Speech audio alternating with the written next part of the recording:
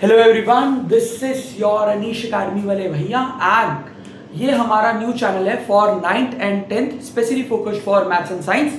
तो आज इस वीडियो के अंदर हम करेंगे मैथ्स का 10th क्लास का chapter number 1 that is real numbers. ठीक है, अब इस चैप्टर के अंदर जैसे आपने थंबनेल में देखा होगा जितने टॉपिक्स है हम सारे के सारे इसी एक वीडियो में वन शॉट कवर करेंगे और ये वीडियो इनफ रहेगी आपके बोर्ड एग्जामिनेशंस के लिए। ठीक है, अप्रॉक्स लगा लो यार, 5 से 6 नंबर का चैप्टर बोर्ड्स में आता है और ये एक वीडियो उसके लिए आपके लिए काफी रहेगी। ठीक है, अब सुनो फटाफट से। ये जो आपका चैप्टर है इसमें कुछ टॉपिक्स है जो आपने थंबनेल में देखे थे। जनरल इंट्रोडक्शन रियल नंबर्स की, मेन काम की बातें, फंडामेंटल थ्योरम ऑफ अरिथमेटिक क्या होती है, उसके अलावा एचसीएफ और एलसीएम के कुछ क्वेश्चंस है, एचसीएफ और एलसीएम की कुछ प्रॉपर्टीज, इसके अलावा एचसीएफ एलसीएम के वर्ड प्रॉब्लम्स और सबसे इंपॉर्टेंट इरैशनैलिटी प्रूफ करना। जैसे आप लोगों ने 9th क्लास में सुना था ना, जो रूट वाले नंबर्स होते हैं वो इरैशनल होते हैं। आप 9th क्लास में उसको नंबर लाइन पर भी प्लॉट करते थे, plot root 2 on number line, root 3 on number line. तो 10th क्लास में हमने वो इरैशनल क्यों है उसका प्रूफ पढ़ना है। तो बहुत इजी चैप्टर रहने वाला है ये। ठीक है, आपके सिलेबस का वैसे भी ये पहले ही चैप्टर है रियल नंबर्स। अब जरा फटाफट से सुनना भाई, इजी से कंसेप्ट है, फटाफट से देखना।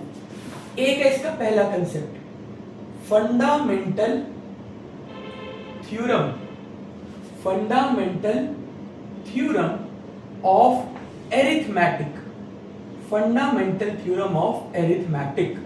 अब बेटा ये कंसेप्ट क्या है जरा ध्यान से देखना। ये जो बंदा था एरिथमेटिक, इसने एक बड़ा सिंपल सा कंसेप्ट दिया था। जैसे साइंस में होता है ना आपके पास न्यूटन्स के लॉ एक्सेट्रा एक्सेट्रा, ऐसे ही इस एरिथमेटिक सर ने एक कंसेप्ट दिया था बड़ा सिंपल सा, जिससे आप ये जान सकते हो कि किसी नंबर के आखिरी में जीरो आएगा कि नहीं आएगा। अब आपके मन में सवाल हो रहा होगा, भैया वो तो देख के पता लग जाएगा कि फॉर एग्जांपल 20 है तो ऐसे तो सुन के ही पता लग रहा है जी लास्ट में जीरो आएगा, तो ये क्या फालतू कंसेप्ट बना दिया। ऐसा नहीं है भाई, नॉर्मल नंबर्स तो पता लग जाते हैं। जैसे मैं बोलूंगा 54, उसमें लास्ट में जीरो नहीं आ रहा, आप सीधा बोलोगे नहीं आ रहा, हम क्यों पढ़े जी थ्योरम। या फिर 96 लास्ट में जीरो नहीं आ रहा, 120 लास्ट में जीरो आ रहा है, तो इसमें चेक क्या करना है, तो ऐसे ही पता लग रहा है। इनका जो कंसेप्ट था ना, ये पावर्स वाले क्वेश्चन पे बहुत अच्छे से लागू होता था कि जैसे for example let it be 5 की कोई पावर है, 5 की पावर में लगा लो कुछ भी भाई, 5 की पावर 2 है, 5 की पावर 3 है, या एनी नंबर, मान लो 5 की पावर 11 है, क्या इसके आखिरी में जीरो आएगा। तो ये इन्होंने कंसेप्ट समझाया था कि भाई किसी, मान लो कोई नंबर है, उसकी कोई पावर है, उससे आप पता लगा सकते हो बिना प्रॉपर उसको सॉल्व करे कि क्या ये जीरो से एंड होगा कि नहीं होगा। तो इन्होंने यही कंसेप्ट दिया था और बड़ा सिंपल सा इन्होंने कंसेप्ट समझाया था, ध्यान से देखना भाई, बड़ा सिंपल सा कंसेप्ट। ठीक है, कंसेप्ट ये था कि अगर कोई नंबर डिजिट जीरो से एंड होने वाला है, अगर कोई नंबर डिजिट जीरो से एंड होने वाला है, तो उसमें दो फैक्टर्स जरूर होंगे, एक 2 और एक 5। ये दोनों 2 और 5 उसके फैक्टर्स होंगे ही होंगे। जैसे जब हम फैक्टर्स निकालते हैं ना तोड़ तोड़ के, कि जैसे मान लो फॉर एग्जांपल नंबर है 7 के फैक्टर्स आप निकालते हो भाई, इसका तो एक ही है भाई, 1 7 जा 7 कह लो या 7 1 जा 7 कह लो, एक ही फैक्टर है इसका, 7 और 1। तो यहां पर ये चीज पता लगती है जी इस थ्योरम से। अगर सिंपल सी कंसेप्ट है, अगर कोई नंबर उसके फैक्टर्स जो है उसमें 2 और 5 दोनों आने चाहिए, अगर दोनों आते हैं तो वो जीरो से एंड होगा। अगर किसी भी नंबर में 2 और 5 के फैक्टर्स आते हैं, एक बारी आए बेशक, एक बारी 2 आ जाए, एक बारी 5 आ जाए, मिनिमम, ज्यादा भी हो तो चलेगा, तो भाई अगर 2 और 5 उसके फैक्टर्स हैं तो it will and with digit 0, तो वो 0 डिजिट से एंड हो सकता है, मतलब उसके आखिरी में 0 जरूर आएगा। और अगर नहीं तो कभी नहीं आएगा, जितनी मर्जी कोशिश कर लेना। तो ये बड़ा प्यारा कंसेप्ट था भाई, दोबारा सुनना, कि अगर किसी भी नंबर के फैक्टर्स अगर आप करते हो, प्राइम फैक्टर्स जो उसके निकालते हो, अगर उन फैक्टर्स में 2 और 5 दोनों आते हैं तो उसके वो डिजिट 0 से एंड होगा, इफ नॉट देन नो। ठीक है, ये कंसेप्ट था। अब जैसे फॉर एग्जांपल एक प्रॉपर क्वेश्चन समझते हैं कि किस तरीके से ये चीजें वर्क करेंगी, क्या क्वेश्चन है। जैसे फॉर एग्जांपल मान लो, और प्रॉपर प्रेजेंटेशन के साथ कि आप पेपर में कैसे लिखेंगे तो आपका गुजारा हो जाएगा। मान लो हमारे पास क्वेश्चन है कि चेक वेदर, हमारे पास मान लो क्वेश्चन आ जाता है कि चेक वेदर 4 की power n can and with digit 0 और नॉट। ऐसे क्वेश्चन आते हैं आपके पास पेपर में कि भाई प्रूफ करो या चेक करो कि 4 की पावर n 0 से एंड होगा, 5 की पावर n 0 से एंड होगा, 7 की पावर n 0 से एंड होगा, 8 की पावर n 0 से एंड होगा। तो यार बड़ा सिंपल सा कंसेप्ट है। इन्होंने आपको हर एक क्वेश्चन में एक तरीके का पैटर्न आप फॉलो कर सकते हो। प्रॉपर रेडी टू राइट में आंसर लिखवा दूंगा आपको। कोई भी क्वेश्चन है, एनी नंबर, जैसे यहां पर इन्होंने क्या बोला आपको, 4 की पावर n ना, n मतलब कुछ भी हो सकता है उसकी पावर में, 4 की पावर 1 2 3 4 5 6 7 कुछ भी। आपको तो 2-3 याद है ना कि 4 की पावर 2 मतलब 4 × 4 16 आएगा, 4 की पावर 3 यानी 64 होगा। इस कंसेप्ट में क्या है, ध्यान से देखना। सबसे पहले जो भी इन्होंने आपको नंबर दे रखे हैं, आप उसके फैक्टर्स तोड़ दो जी। 4 की पावर n है, 4 के फैक्टर्स बनाओ क्या होते हैं जी। 4 के तो वैसे ही पता है, मेन फैक्टर्स दो ही होते हैं, 2 × 2। 4 को तोड़ के हम ऐसे लिख सकते हैं ना, 2 × 2। अगर बाय चांस मान लो कोई ऐसा नंबर हो, फिर भी किसी बच्चे को प्रॉब्लम हो कि 2 × 2 ही कैसे है यार, ऐसे बना लेना, 2 × 2 = 4 ऐसे। मेन फैक्टर्स क्या आ रहे हैं इसके, 2। अब हमारी जो फंडामेंटल भाई साहब की कंडीशन है वो क्या कहती है कि 2 और 5 होना चाहिए। यहां पर क्या है, 2 और 2। तो सिंपली हम कुछ ऐसा लिख सकते हैं, द प्राइम फैक्टर्स ऑफ 4 की पावर n आर। जो 4 की पावर n इन्होंने हमसे सवाल पूछा है, उसके प्राइम फैक्टर्स क्या है, 2 × 2 की पावर n जी, 2 × 2 की पावर n। ठीक है, पावर n तो हम फॉर्मेलिटी के लिए लिखेंगे जी साथ में। अब इतना लिखने के बाद हम पैराग्राफ चेंज करेंगे और इसमें मैं भी पहले हिंदी में बता देता हूं। सिर्फ हम ये लिखेंगे कि according to fundamental theorem of arithmetic, if a digit या if a number has to end with digit 0, it must contain 2 and 5 as its factors. कि अगर कोई भी नंबर को 0 से एंड होना है तो अरिथमेटिक भाई साहब कहते हैं कि उसके अंदर 2 और 5 उसका फैक्टर होना चाहिए। उसके बाद हम यहां से कंपेयर करा देंगे। लेकिन यार जो आपने सवाल पूछा 4 की पावर n, इसमें 2 तो है लेकिन 5 नहीं है, तो भाई जितना मर्जी जोर लगा लो कभी ये 0 से एंड नहीं होगा। और तुम चेक कर लो जितना मर्जी कैलकुलेटर पे, 4 की पावर की कोई भी टर्म हो कभी भी लास्ट में 0 नहीं आएगा। अब अगर भाई कुछ बच्चे ये वीडियो सुनते सुनते सोच रहे हैं 40, तो 40 बेटा 4 की पावर नहीं होता कुछ, वो 4 × 10 होता है। सोच के देखो, 4 की पावर मतलब जैसे 4 की पावर 2 16, 4 की पावर 3 64। तो ऐसे आप 4 की पावर में कुछ भी लगा दो, आखिरी में कोई भी ऐसा नंबर नहीं बनेगा कि जिसके लास्ट में 0 आ रहा होगा। ये कंसेप्ट है। अब जरा ध्यान से देखो भाई, इतनी बात दोबारा एक बार, ठीक है। अरिथमेटिक भाई साहब ने क्या कहा था कि अगर किसी भी नंबर को 0 से एंड होना है तो उसके अंदर 2 और 5 उसके फैक्टर्स होने चाहिए। सिंपल, 2 भी और 5 भी। अब क्वेश्चन है हमारा कि चेक करो 4 की पावर n कभी 0 से एंड होगा कि नहीं होगा। तो हम सिंपली लिख सकते हैं भाई कि जो प्राइम फैक्टर्स है 4 के, वो तो 2 और 2 निकले। अब अकॉर्डिंग टू भाई साहब मतलब arithmetic, according to fundamental theorem of arithmetic, according to fundamental theorem of arithmetic, if a number has to end with digit 0, if a number has to end with digit 0, अगर किसी number को digit 0 से and करना है 0, then उसके अंदर कौन से फैक्टर्स होने चाहिए, 2 और 5। Then it must contain 2 and 5 as its factors. तो जी उसके अंदर 2 और 5 उसके फैक्टर होने चाहिए कि अगर किसी नंबर को 0 से एंड होना है तो उसके अंदर 2 और 5 फैक्टर्स होने चाहिए। एक 2 होना चाहिए कम से कम और एक 5 जरूर होना चाहिए। पहले आप इन भाई साहब की बात बोल दोगे कि इन्होंने अपने मुंह जुबानी क्या बोला था, कि इन्होंने बोला था according to fundamental theorem of arithmetic, इन्होंने क्या बोला था कि अगर किसी नंबर को एंड होना है 0 से तो उसके अंदर 2 और 5 फैक्टर्स होने चाहिए। ठीक है, 2 और 5 के फैक्टर्स होने चाहिए। ये हमारा हो गया सेकंड पैराग्राफ। पहले पैराग्राफ में आपने लिख देना है कि जो भी आपका नंबर है उसके फैक्टर्स क्या है। सेकंड पैराग्राफ में आपने थोड़ा सा इन भाई साहब की बात को रेफर कर दिया इनके रिस्पेक्ट में। इसके बाद आप थर्ड पैराग्राफ बना देना और उस पैराग्राफ में आप लिख देना कि यार बट जो हमारा गिवन क्वेश्चन है, बट 4 की पावर n, इसके पास जी 2 तो हैं लेकिन दो क्या एक क्या दो दो दो है, बट 5 नहीं है। बट 4 की power n does not contain 5 as its factor, लेकिन इसके अंदर 5 तो इसका फैक्टर ही नहीं है। तो उसके बाद लास्ट पैराग्राफ में आप लिख दोगे so it can never and with digit 0।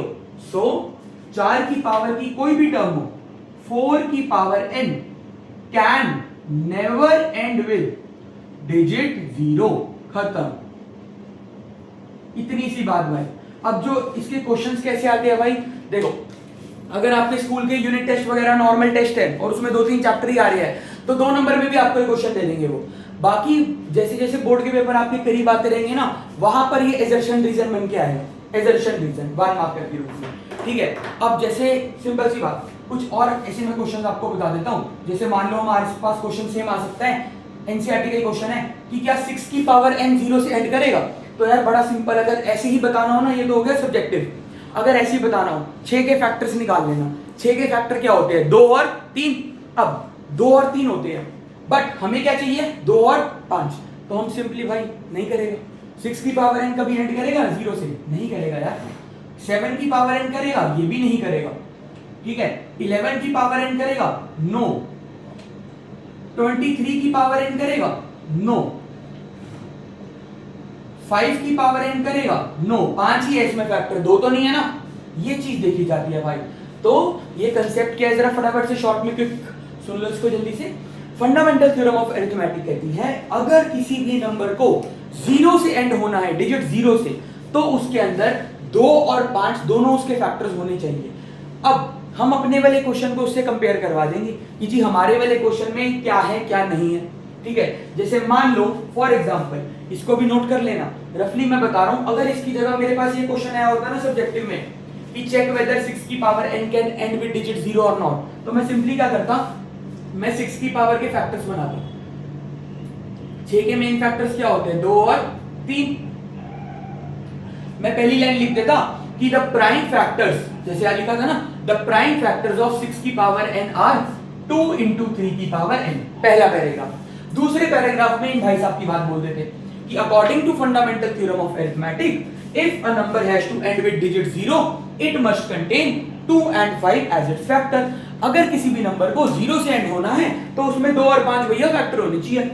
Third paragraph, third में हम लिख देते लेकिन 6 की पावर n में 2 और 3 तो है, 5 नहीं है।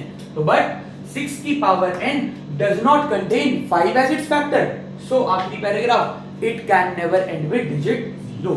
बस भाई इतना सा कंसेप्ट है, ठीक है। इसका स्क्रीनशॉट लो, इसको नोट करो फटाफट से भाई, सब कुछ इसी वीडियो में कवर करेंगे, ठीक है। नोट करो इसको, और ये करने के बाद ये 2 क्वेश्चंस और नोट कर लेना और इसको अपने रजिस्टर के अंदर सॉल्व जरूर कर लेना, ठीक है। अगर रफली बताना हो तो ना तो ये करेगा ना फिर ये करेगा। क्यों? क्योंकि 6 के फैक्टर बनेंगे 2 और 3, 5 तो है नहीं, 0 से एंड नहीं हो सकता। 11 के फैक्टर्स 11 ही बनेगा, 11 इंटू 1, ना 2 है ना 5 है, एंड नहीं करेगा। एंड सिर्फ तब करेगा जब 2 और 5 दोनों उसके फैक्टर्स होंगे, 2 भी होगा और 5 भी होगा, तब एंड करेगा भाई, ठीक है। और एक और बात, ऐसे ही कंफ्यूज ना हो जाना कि भैया यहाँ तो m लिखा आ गया, भाई m भी लिखा आ सकता है, बहुत रेयर, वैसे n ही लिखा आता है, m हो गया, n हो गया, b हो गया, कुछ भी, ठीक है। कि बस आपको ये समझा रहे हैं कि यार आप पावर देख के बताओ, मतलब कितना सिंपल सा कंसेप्ट है ना कि पावर देख के बता दो। आप ऐसे आपसे पूछा जा रहा है कि ये नंबर है, इसकी फलानी पावर है, क्या ये 0 से एंड होगा या नहीं, तो आप उस नंबर को तोड़ दो, उसके फैक्टर्स निकाल लो। लेट इट भी हमारे पास नंबर आ गया 7, आपने 7 के 2 ब्रांचेस बना दी, 7 के फैक्टर होते हैं 7 और 1, ना 2 है ना 5 है, 0 से एंड नहीं होगा। तो ध्यान रखना, नोट कर लो भाई इसको, ये 2 क्वेश्चन आपने अपने रजिस्टर में भी करने हैं। उसके बाद भाई हमारे चैप्टर का second concept that is HCF and LCM. वैसे तो ये बच्चों वाला कंसेप्ट है और आप कई सालों से इसको करते आ रहे हो, बट बिल्कुल बेसिक तरीके से भाई आपको अपना कोई और मेथड आता है आप उससे भी कर सकते हो। मतलब बस ये है कि हमारा एचसीएफ और एलसीएम सही आ जाना चाहिए, और कोई मतलब नहीं है। अब मान लो मैं बिल्कुल सबसे बेसिक प्राइम फैक्टराइजेशन वाला मेथड बता दूंगा। क्वेश्चन है 2 नंबर्स 48 और 56, इनका एचसीएफ भी निकालना है और एलसीएम भी। फुल फॉर्म्स की बात करें, highest common factor stands for HCF and LCM का लीस्ट कॉमन मल्टीपल। अब जरा ध्यान से देखना, हमारे पास 2 नंबर्स हैं 48 और 56। अगर बाय चांस कोई बच्चा ऐसा है जिसको सही में नहीं पता जेन्युइनली भाई कि एचसीएफ और एलसीएम कैसे निकलता है, तो बड़ा बेसिक है, ध्यान से समझना। अगर हमें एचसीएफ निकालना होता है ना 2 नंबर्स का, तो दोनों के अलग अलग फैक्टर्स निकालो। एक कौन है 48, इसके अलग अलग फैक्टर्स निकालो। दूसरा कौन है 56, इसके अलग अलग निकालो।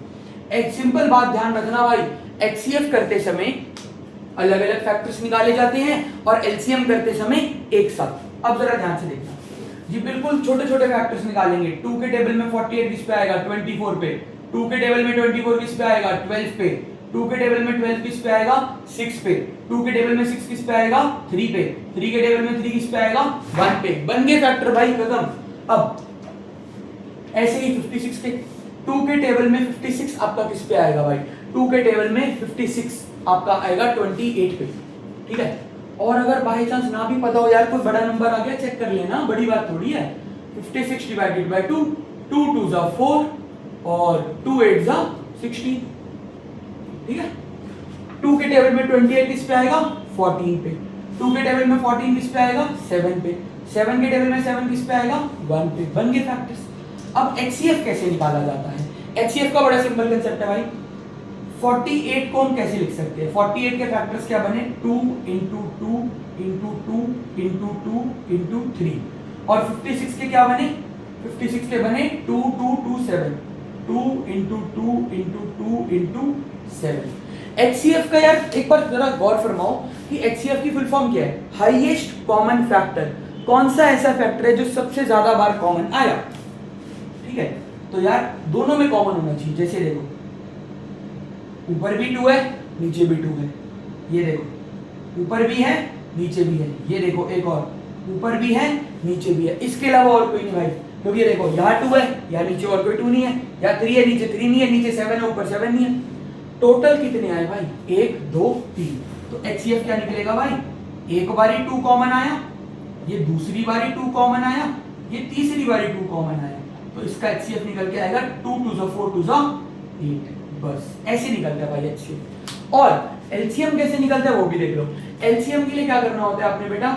एलसीएम के लिए ना इकट्ठे निकाला करो फैक्टर्स एक साथ। 2 नंबर थे ना 48 और 56, एलसीएम के लिए ऐसे इकट्ठे निकाले जाते हैं एक साथ। एलसीएम करते हुए एक साथ निकालने हैं, एचसीएफ करते हुए अलग अलग निकालने हैं। बस इतनी सी बात ध्यान रखना। और जो बच्चे पहली बार सीख रहे हैं वो अपने पास कहीं नोट भी कर ले इंग्लिश के अंदर इस बात को कि एचसीएफ करते हुए फैक्टर्स अकेले अकेले निकालने हैं और एलसीएम करते हुए एक साथ निकालने हैं। ये बात नोट कर लेना बेटा, ठीक।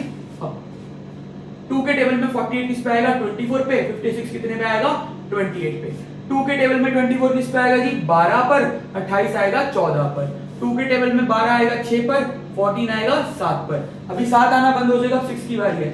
2 के टेबल में 6 आएगा 3 पर और ये 7 ऐसे रख दिया। 3 के टेबल में 3 आएगा 1 पर, एक 7 पड़ा हुआ है। और 7 के टेबल में ये तब तक करते थे बेटा जब तक 1 1 ना आ जाए, वो एलसीएम होता था। जो भी ये बनाना रिजल्ट इसको मल्टीप्लाई कर दो, वो आपका एलसीएम है। 1 2 3 4, 2 into 2 into 2 into 2 into 3 into 7, ये आपका बनेगा भाई। अब जरा ध्यान से देखना, 2 2 जा 4, 2 जा 8, 2 जा 16, 16 इंटू 7 3 जा 21। इन्हें मल्टीप्लाई करके जो आपका आया वो आपका एलसीएम है, घबराना मत। 21 इंटू 16, 6 1 जा 6, 6 2 जा 12, 1 1 जा 1, 2 1 जा 2, 6 3 3। आपका जी एलसीएम आएगा 336। तो भाई फटाफट से इसको देखो, एचसीएफ और एलसीएम आपको निकालना आना चाहिए। इसी के ऊपर आगे के क्वेश्चंस होंगे, ठीक है। अच्छे से इसको देखना, नोट करो, ठीक है भाई। इसके बाद एक बार अगर आपको एचसीएफ एलसीएम समझ आ गया, ये वाले 3 क्वेश्चन जरूर करना भाई। अभी इसको स्किप मत करो, ये 3 क्वेश्चन अपने रजिस्टर में फटाफट से निकाल लो, नोट करने हैं, इसके नोट्स बनाने हैं, ठीक है। 404 और 96 का, और फिर 850 और 680 का, और 96 240 और 336 का। तीसरे वाले से घबराना मत, अगर प्रॉब्लम आएगी मैं करवा दूंगा। और इसके अलावा ध्यान रखना, एचसीएफ और एलसीएम करते हुए एचसीएफ में फैक्टर्स अकेले अकेले, एलसीएम में एक साथ ऑल टुगेदर, ठीक है। एक साथ करने एलसीएम करते समय, और एचसीएफ में अकेले अकेले। और ये 3 वाले से घबराओ मत भाई, एचसीएफ ही निकालना है ना।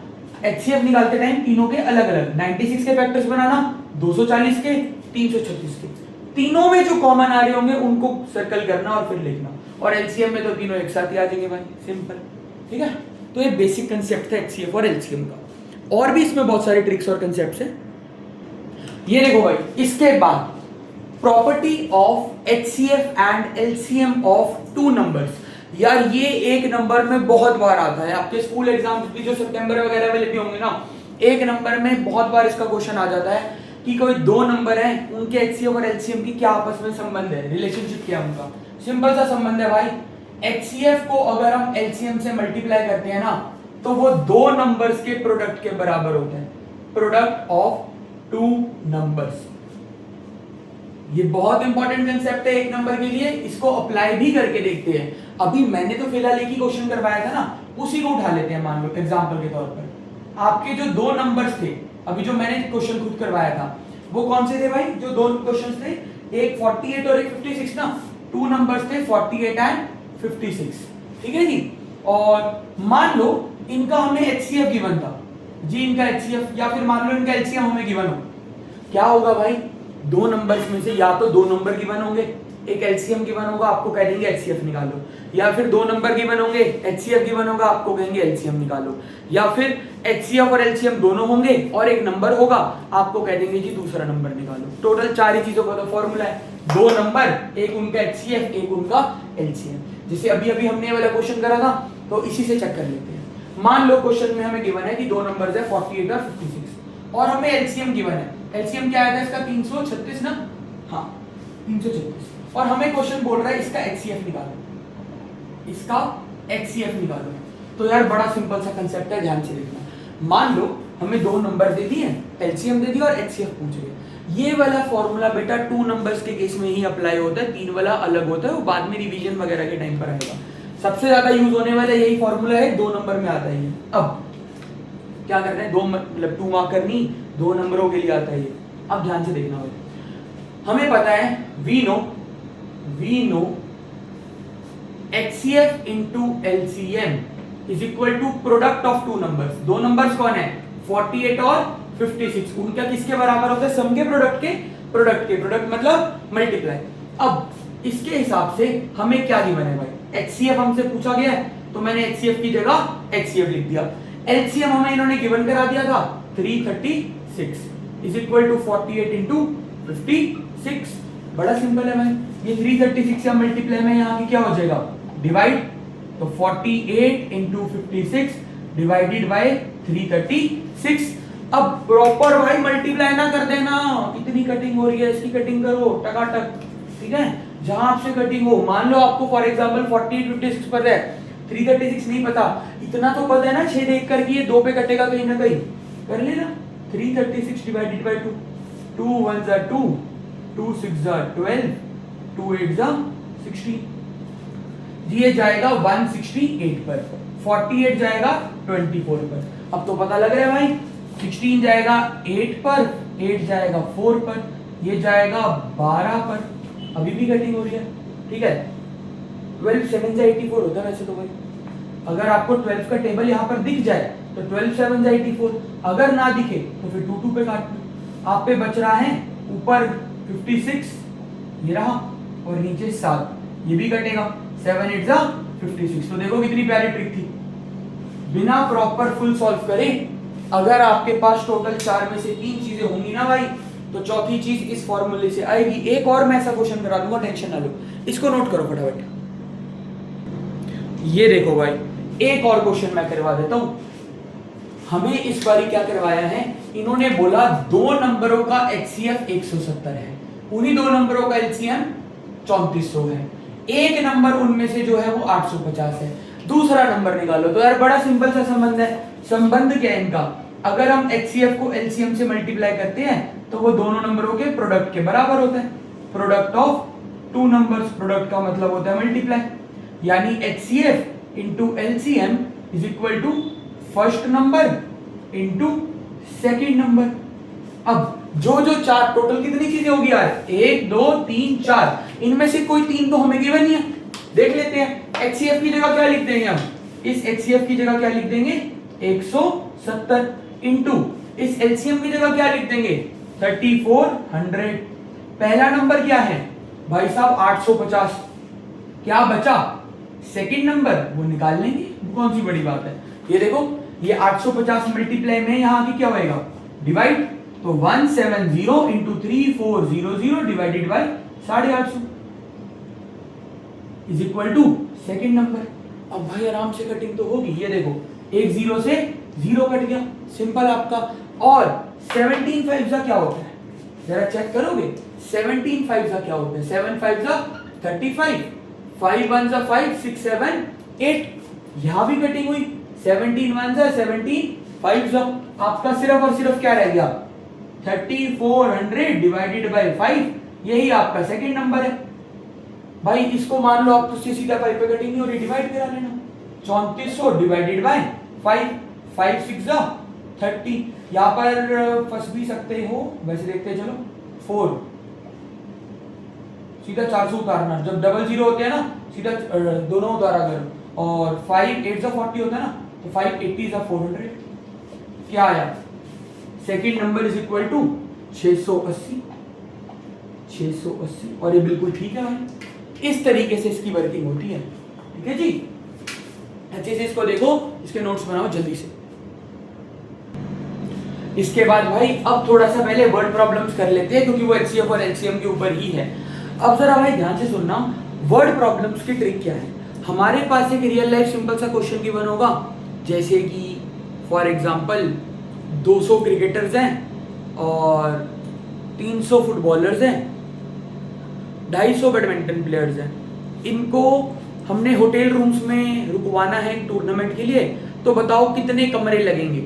या फिर जैसे ये क्वेश्चन है भाई, एक रूम है, उसकी लेंथ है 825 सेंटीमीटर, ब्रेथ है 675 और हाइट है 450। सबसे लंबी रॉड कौन सी इस कमरे में फिट हो सकती है, कितनी हाइट की, कितनी मतलब कितनी यूनिट्स की। ठीक है, ऐसा क्वेश्चन। या फिर और सुन लो भाई, जो इसके कॉमन क्वेश्चन है इस चैप्टर के, 3 लोग मॉर्निंग वॉक पर निकले, ठीक है, उनमें से एक बंदे का जो एक स्टेप है वो 8 सेंटीमीटर का है, दूसरे का 6 सेंटीमीटर का है, तीसरे का 10 सेंटीमीटर का है, बताओ वो कितना डिस्टेंस कवर करे। या फिर एक बड़ा इंपॉर्टेंट क्वेश्चन, 3 अलार्म क्लॉक्स है जी, वो सेम टाइम पर, देखो 3 अलार्म क्लॉक है, एक 2 मिनट बाद रिंग करती है, 4 मिनट बाद, एक 8 मिनट बाद, बताओ आखिरी बारी वो 12 बजे रिंग करी थी, अब वो दोबारा इकट्ठे कब रिंग करेगी। अब आपको सुनने में लग रहा होगा यार ये क्या से कॉम्पिटिटिव पेपरों वाली चीजें हमारे पास आ गई, कुछ नहीं है भाई, ये सिर्फ बिल्कुल, इवन जब कॉम्पिटिटिव की तैयारी भी चल रही होती है ना भाई, कभी किसी कॉम्पिटिटिव पेपर का सिलेबस देखो, वहां भी एचसीएफ और एलसीएम सिखाया जाता है। ठीक है,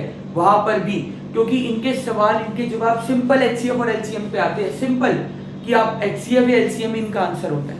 अब हमें कैसे पता लगेगा यार, क्योंकि दो अलग अलग कंसेप्ट है, आंसर या तो एचसीएफ होगा या एलसीएम होगा, तो हाउ डू वी नो कि एचसीएफ निकालने की एलसीएम। तो भाई सिंपल मैं तुम्हें रूल बता रहा हूँ, अलग अलग तुम्हारे स्कूल में शायद तुम्हें ऐसे समझा रखा होगा कि जी अगर फॉर एग्जांपल छोटा निकालना है तो एचसीएफ निकाल लो, लंबी यूनिट्स है तो एलसीएम एचसीएफ करो, ऐसा कुछ मत करो, कोई जरूरत नहीं है तुम्हें। ठीक है, क्योंकि कई बार ऐसा भी है कि आपको लग रहा होगा एचसीएफ बट आंसर होगा एलसीएम, या फिर आपको लग रहा होगा एलसीएम और आंसर होगा एचसीएफ। तो सिंपल मैं तुम्हें तरीका बताता हूँ, कभी नहीं फंसोगे। जो भी क्वेश्चन की यूनिट्स है ना, जैसे यहाँ पर 3 थी, इनको ना चुपचाप रफ में एचसीएफ भी निकाल लो, एलसीएम भी निकाल लो रफ में। उसके बाद भाई कॉमन सेंस होगी, अभी ये क्वेश्चन मैं करके दिखाता हूँ, तुम्हें देख के पता लग जाएगा कि क्या करना है, एचसीएफ या एलसीएम, उसको फेयर में उतार लेना।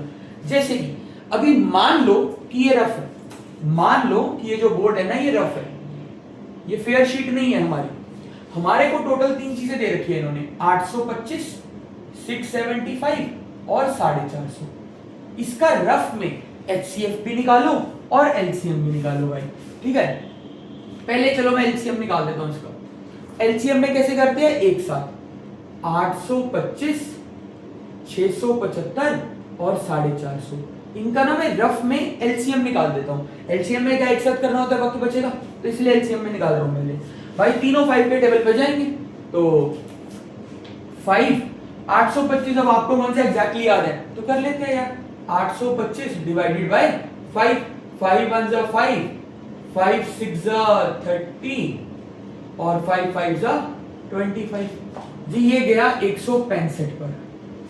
675 ये भी चेक कर लेते हैं, 675 डिवाइडेड बाय 5, 5 1 जा 5, 5 3 जा 15 और 5 5 जा 25, ये गया 135 पर 450, 5 9 जा 45 होता है तो 90 पे चला जाएगा भाई सीधा। ठीक है, इसके बाद इनको भी देख लो, ये भी अभी 5 पे चले जाएंगे।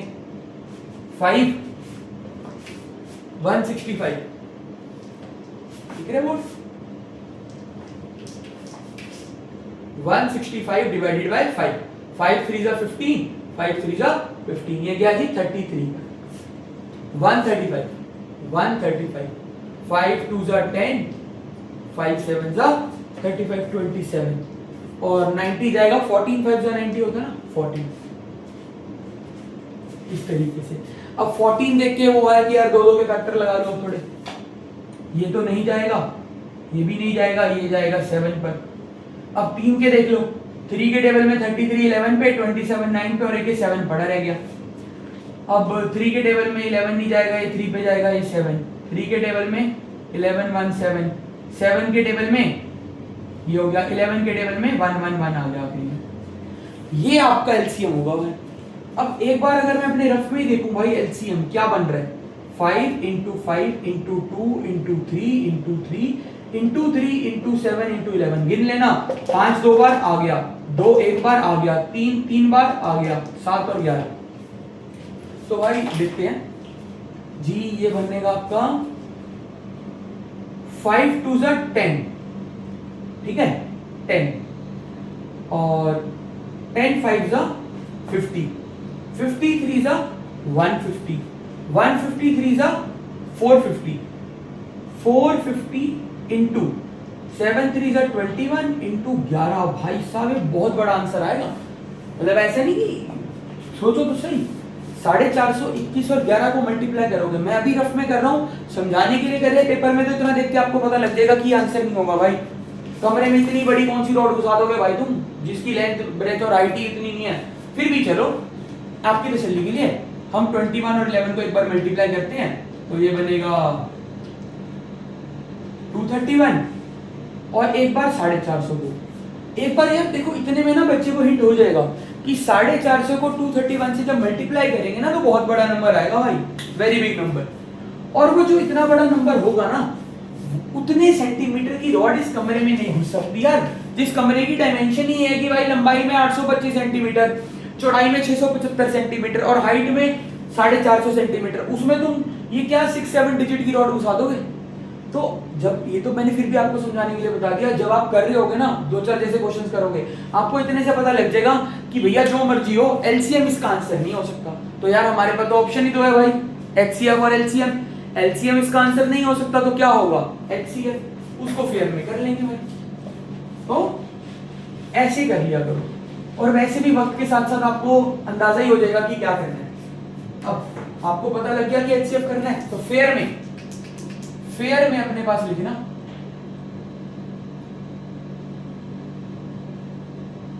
Finding HCF of these 3 numbers. In 3 numbers का एचसीएफ निकाल रहे हैं जी हम, हाईएस्ट कॉमन फैक्टर। एचसीएफ में क्या करते हैं बेटा, अकेले 825 इसके फैक्टर्स निकालना, 675 इसके, 450 इसके, अलग अलग करके हमने इसके फैक्टर्स निकाले। ठीक है, अब आपको बेटा 3 पे काटने 3 पे काटो पहले, 5 पे काटने 5 पे काटो, कोई फर्क नहीं पड़ता। ठीक है, 5 पर काटने पहले 5 पर काट लो, छोटे छोटे फैक्टर्स बनाने हैं तो 5 पर काटने 5 पर काट लो, 3 पर काटने 3 पर। 825 अभी करा भी था, दोबारा देख लो, 825 डिवाइडेड बाय 5, 5 1 जा 5, ये 3 5 6 जा 30, ये 2 और ये 5 5 जा 25, 165 आएगा भाई, 165। 165 को 5 पे देखो, 165 कितने पे जाएगा, 533 पे, 5 3 जा 15, 5 3 जा 15, ये गया जी 33 पे। 33 छोटा किस पे जाएगा, 3 पे, 11 पे, और आखिरी में 11 11 पे जाएगा।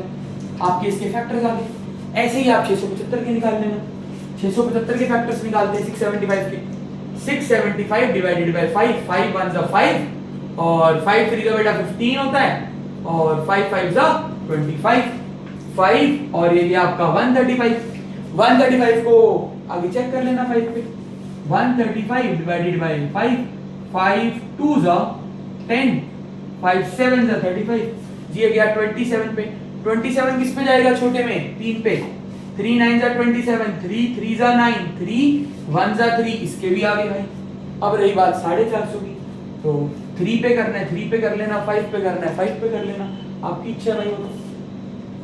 अगर 5 के टेबल पर ही कर रहे हो 3 पे भी कर सकते हो यार, फैक्टर्स ही तो बनाने हैं, आंसर सेम आएगा, बस कुछ मिस मत करना, छोटे छोटे फैक्टर्स होने चाहिए आपके यहाँ पर। तो 3 पे करना है 3 पे भी कर सकते हो, मान लो मैं चलो इसे 3 पे कर रहा हूँ, 150 आएगा, 15 3 का 45 होता है ना, फिर 3 के टेबल में 150 50 पे आएगा, 50 पहले 2 पे भी जा सकते हैं 25, फिर 5 के टेबल में 5 और 5 के टेबल में 1, तीनों के फैक्टर्स आगे, तीनों को जरा एक बार हम नोट कर लेते हैं जी, तीनों आगे ना, अब इसको नोट करते हैं। तो 825 के बनते हैं भैया 5 5 3 11, 5 इंटू 5 इंटू 3 इंटू 11, जिन्हें पहले HCF समझ नहीं आया था यहाँ पर देख लेना, 5 5 3 3 3, 5 5 3 3 3, 450 के 450 के है जी 3 3 2 5 5, 3 3 2 5 5। अब देखो भाई कौन है जो कॉमन है, क्या ढूंढना है, कॉमन, तीनों में 3 नंबर है ना भाई, ये देखो 5 तो है, एक बार भी नहीं, ये देखो ये हुआ एक बारी 5, तीनों में कॉमन 5 5, और मेरे ख्याल से 5 एक और बारी भी है, देखो 1 2 3, 2 बारी तो 5 हो गया, 3 भी है, ये देखो इंटू 3, 3 दूसरी बारी में नहीं लिख सकता क्योंकि इन दोनों में उसमें नहीं है, बस यही है भाई 75, 5 5 जा 25, 25 3 जा 75।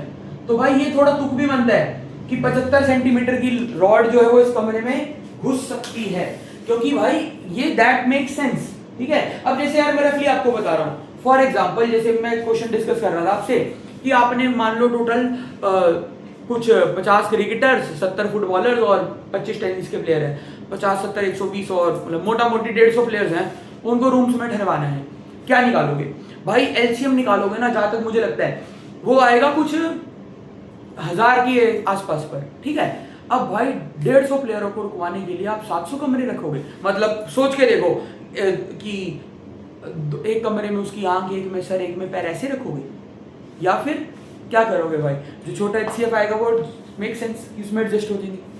तो लास्ट में एक लाइन लिखना भाई, लास्ट में जैसे कर लोगे ना, वीडियो को पॉज करो, इसको नोट करो और लास्ट में लाइन लिखना, क्या लाइन लिखोगे, the longest rod that can be fitted inside the room is of 75 centimetre. एक नहीं बहुत सारे वर्ड प्रॉब्लम्स करेंगे, टेंशन ना लो, नोट करो। ये देखो भाई अगला क्वेश्चन, थोड़ा शॉर्ट में मैंने लिखा, केस स्टडी बेस्ड था कि भाई हमारे पास टोटल 96 हिस्ट्री की किताबें हैं, 240 साइंस की है, 336 मैथ्स की है, कितनी कम से कम स्टैक्स यानी शेल्फ लगेंगी उनको अरेंज करने के लिए। तो भाई फिर वही बात, अगर आप इनका एलसीएम लोगे तो सोच के देखो भाई वो इनसे तो बड़ा ही आएगा, ठीक है। आपकी फिर भी देखो, मेरे को पता है इसका आंसर एचसीएफ है क्योंकि यार वही जेन्युइन लगेगा जो बनेगा, फिर भी आपकी तसल्ली के लिए ना, सिर्फ आपकी तसल्ली के लिए मैं रफ में एक बार इसका एलसीएम आपको बता देता हूँ। 96, 240 और 336, रफ में इसका एलसीएम देखो एक बार यार, 96 जाएगा 48 पे, 240 जाएगा 120 पे, 336 आपका कितने पे जाएगा, 336 डिवाइडेड बाय 2, 336 डिवाइडेड बाय 2, 2 1 जा 2, 2 6 जा 12, 2 168 पे, फिर 48 जाएगा 24 पे, ये जाएगा 60 पे, ये जाएगा 84 पे, 2 12 30 42, 2 6 15 21, 3 2 5 7, 2 1 5 7 5। अब जो बना है ना भाई ये एक बार देखो, 7 5 जा 35, 2 जा 70, 73 जा 210, 210 2 जा 420, 420 2 जा 840, 840 इंटू 4, 840 इंटू 4, 840 इंटू 4, 33। भाई साहब मुझे जवाब दो इस बात का, क्या 3360 शेल्फ में आप इन किताबों को लगाओगे जो गिन के अप्रॉक्स 600 है? 3360 शेल्फ रख देंगे क्या 600 किताबों को लगाने के लिए? नहीं ना भाई। तो क्या निकलेगा? HCF निकलेगा। ये रफ में थोड़ा थोड़ा आपको जैसे जैसे क्वेश्चंस करोगे ना आइडिया लग जाएगा भाई, यार ये जो किताबें हैं इनका अगर मैं टोटल भी करूँ ना रफली भी, तो ये कुछ 600-700 किताबें है हार्डली। अब इन 600-700 किताबों के लिए, 600-650 किताबों के लिए 3,360 शेल्फें लगेंगी भाई। इतनी भी कौन सी शेल्फ है, और कौन सा एक शेल्फ में यार, मतलब एक शेल्फ में एक किताब आएगी या 2 शेल्फों में एक किताब आएगी, तो भी बचेगी शेल्फ, तो क्या निकलेगा जी, HCF निकलेगा। तो इसलिए भाई मैं तुम्हें फिर भी यही कहूंगा, देखो तुम्हें स्कूल में बताया होगा कि मिनिमम लिखा हो तो HCF निकाल लो, मैक्सिमम लिखा हो ऐसा मत करना भाई। कुछ क्वेश्चंस ऐसे हैं जहां पर यूनिट स्मॉल होती है, वहां मिनिमम लिखा हो तो HCF की जगह LCM निकालना पड़ जाता है। मॉर्निंग वॉक वाला ही ऐसा क्वेश्चन है, ठीक है। तो ये जो आपको बताया जा रहा है ना, वो घिसी पिटी बातों के चक्करों में मत पड़ना कि HCF ही निकालो कि LCM ही निकालो। एक बार रफ में चेक जरूर करो, फिर उसके बाद जो आपको ठीक लगे उसको फेयर में नोट करो, तो पता लग गया कि HCF है। तो simply finding HCF of these 3 numbers, in 3 numbers के हम क्या निकाल रहे हैं जी, HCF निकाल रहे हैं, हाईएस्ट कॉमन फैक्टर्स। तो जरा ध्यान से देखो, एक है जी 96, HCF कैसे निकलता है भाई, अलग अलग 96, 240 और 336। अब जरा ध्यान से देखो, 96 के 248, 224, 212, 26, 23, 31, 240 के 2120, 2 के टेबल में 120 आएगा 60 पे, 2 के टेबल में 60 आएगा 30 पे, 2 के टेबल में 30 आएगा 15 पे, 3 के टेबल में 15 आएगा 5 पे, और 5 के टेबल में 5 आएगा 1 पे। ये अभी हमने करा था 160 पूछा रहा था, दोबारा देख लेना। 336 मान लो अगर आप कर रहे हो 2 पे, तो 2 1 ज़ा 2, 2 6 ज़ा 12, 168 आएगा। 2 के टेबल में 168 पे आया 336। उसके बाद 2 8 ज़ा 16, 2 4 ज़ा 8, 2 4 ज़ा 8, 2 2 ज़ा 4, ये जाएगा 21 पर, 21 जाएगा 3 के टेबल में 7 पर, और ये ऐसे आपने इनके निकाल लिए फैक्टर्स। अब देखो जी 96 के क्या बने, 1 2 3 4 5 बार 2, 2 इंटू 2 इंटू 2 इंटू 2 इंटू 2, और एक आखिरी में 3। 240 के भैया क्या बने जी, 1 2 3 4 बार 2, 1 2 3 4, एक बार 3, एक बार 5। 336 के भैया क्या बने जी, 1 2 3 4 बार 2, 2 2 2 2, एक बार 3 और एक बार 7। अब देखते हैं कॉमन फैक्टर्स। एक बार 2 आया, HCF क्या होगा भाई, एक बार 2, एक और बार 2 आया तीनों में कॉमन, एक और बार लिख दिया, एक और बार आया, एक और लिख दिया भाई, एक और देखो 4 बार, चारों बार ही 2 आया है, एक और बार लिख दिया, 3 भी आया है, 3 लिख दिया। ये वाला 2 इनमें नहीं आया, ये 5 और 7 ही आए। 2 2 ज़ा 4, 2 ज़ा 8, 2 ज़ा 16, 3 ज़ा 48। तो भाई क्या आएगा 48। लास्ट में लाइन क्या लिख के आएंगे, therefore the minimum number of shelves या stacks required to arrange such books are 48, और उस पे टिक हो जाएगा आपका। करो भाई नोटिस। इसके बाद भाई फिर भी अगर मैं आपको आपके एग्जाम के लिए कुछ टिप्स और ट्रिक्स बताऊं ना, कि मान लो पेपर में वक्त बचाना है, तो कुछ टिप्स जो हर बार काम आ जाती है वो ये है भाई कि अगर ऐसे क्वेश्चंस हो, बच्चों को ठहरवाना है रूम में, कमरे कितने लगेंगे, बुक्स को अरेंज करना है, शेल्फ कितनी लगेगी, HCF निकलता है वहां पर, ठीक है। इवन अगर कभी तुम्हारे पास जैसे एक कैटेगरी आ जाती है कि बुक्स अरेंज करनी है, बुक्स को अरेंज करना है आपने शेल्फ में, या आपको स्टूडेंट्स को अरेंज करना है रूम्स में, बच्चों को किसी को भी अरेंज करना है, स्पोर्ट्समैन को रूम, स्पोर्टमैन है उनको आपको अरेंज करना है रूम्स में, अरेंज इन रूम्स, ऐसे केस में बेटा HCF निकलता है, बहुत बार देखा गया है। उसके अलावा एक बड़ी इंपॉर्टेंट बात, मैं 2 क्वेश्चन बताऊंगा अभी आपको। अगर कई क्वेश्चन में आपको एग्जैक्ट नंबर ऑफ टाइम्स दिख जाए ना वर्ड, तो भी HCF निकलता है। इसके ना 2 क्वेश्चन बड़े फेमस है, ध्यान से सुनना, एग्जैक्ट नंबर ऑफ टाइम्स।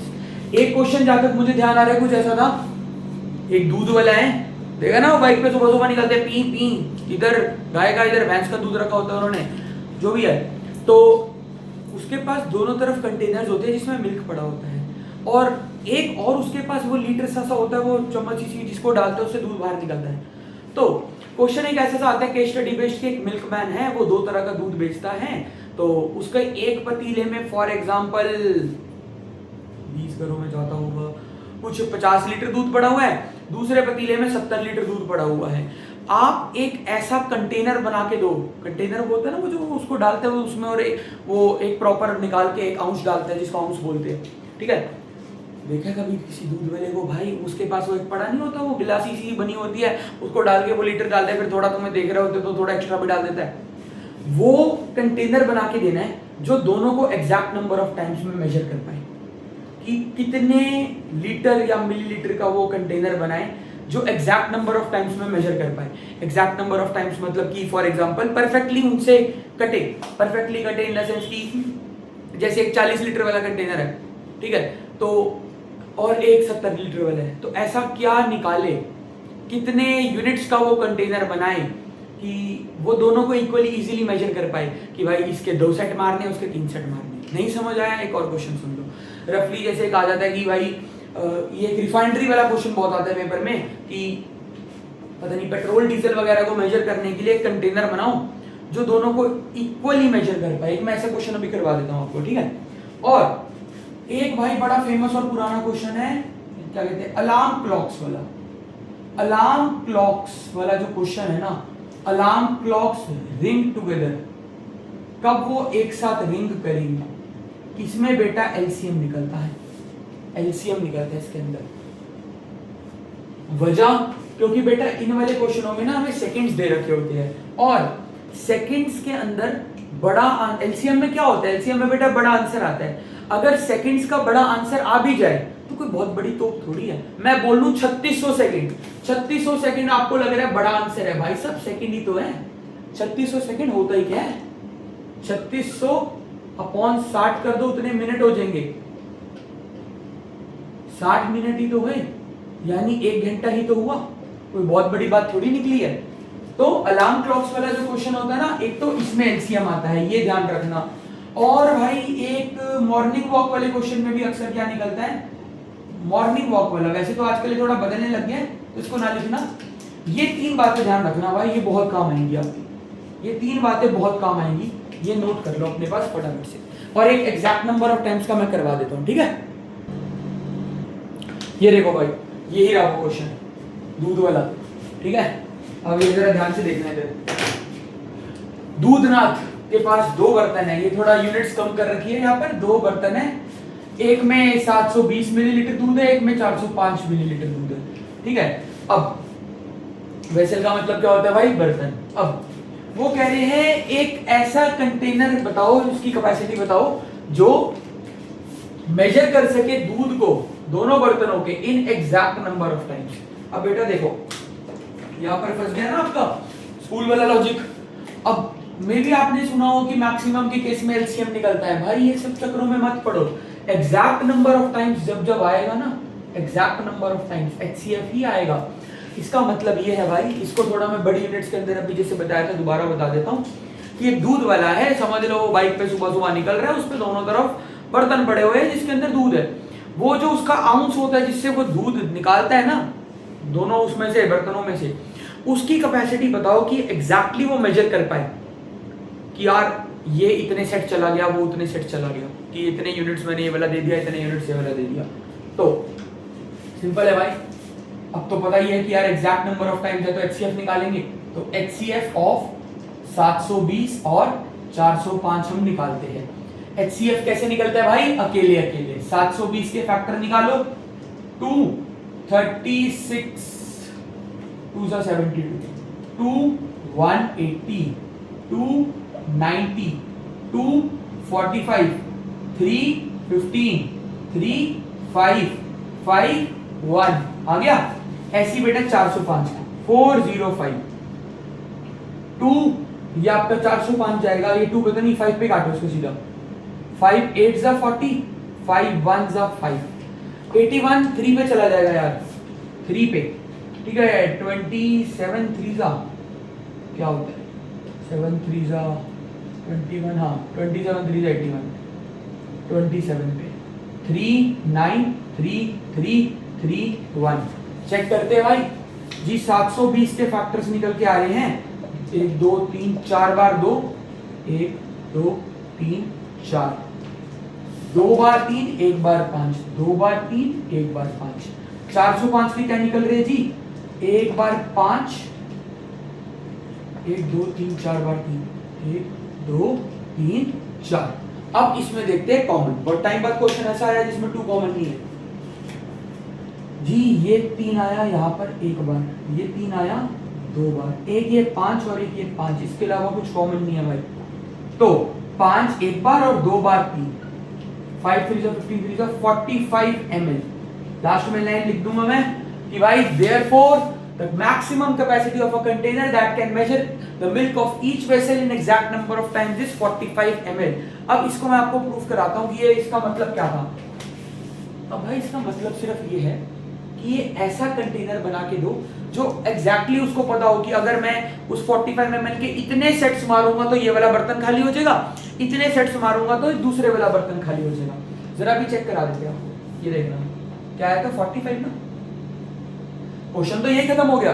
आपकी तसल्ली के लिए जरा ये 720 को ना मैं 45 से डिवाइड कराता हूँ, ठीक है? आपकी तसल्ली के लिए 45 आंसर 45 जी, 12 में से 5 जाएंगे बचेगा 7, यहाँ बचेगा 2, ये 0 नीचे आएगा, ठीक है?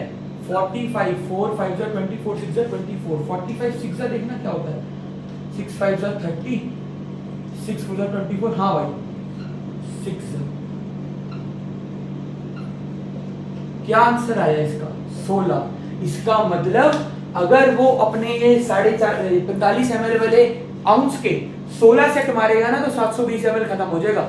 मतलब उसको पता है कि भाई फॉर एग्जांपल अगर उसके पास एक बड़े कंटेनर में 720 ml पड़ा हुआ है ना, तो मतलब वो अपने वो छोटे से आउंस से 16 घरों में या 16 यूनिट्स निकाल सकते हैं उस दूध की। ये क्वेश्चन होता है भाई। ये सेम क्वेश्चन ना मैं एक बार डिक्टेट करता हूँ आपको, ये नोट करो, पॉज करो वीडियो, इसको नोट करो। एक और क्वेश्चन मैं डिक्टेट करता हूं, वो बिल्कुल इसकी कॉपी है, वो भी करना, ठीक है? मैं डिक्टेट करता हूं क्वेश्चन, इसको पॉज करो, नोट करो। दूसरा क्वेश्चन मैं बताता हूं आपको, दूसरा लिखना भाई। दूसरा question, two tankers contain 850 liters and 680 liters of petrol respectively. Two tankers contains 850 liter and 680 liters of petrol respectively. Full stop. Find the maximum capacity of a container. Find the maximum capacity of a container which can measure the petrol of each tanker in exact number of times. Same इसकी copy question है भाई, HCF निकाल देना हो जाएगा, ठीक है भाई? सेम इसकी कॉपी है, करो यार नोट, दोनों क्वेश्चंस करो फटाफट। हाँ भाई ये देखो क्वेश्चन है फटाफट से। एक मॉर्निंग वॉक पे 3 लोग निकलते हैं एक साथ, और इनके जो स्टेप्स है, एक का स्टेप 40 सेंटीमीटर का है, एक स्टेप, दूसरे का 42 का, तीसरे का 45 का। 3 लोग हैं, ये कितना मिनिमम डिस्टेंस कवर करे भाई कि ये अपने स्टेप्स के अंदर सेम बराबर का डिस्टेंस कवर कर पाए? तो भाई इतना मतलब आपको टेंशन लेने की जरूरत नहीं है, ठीक है?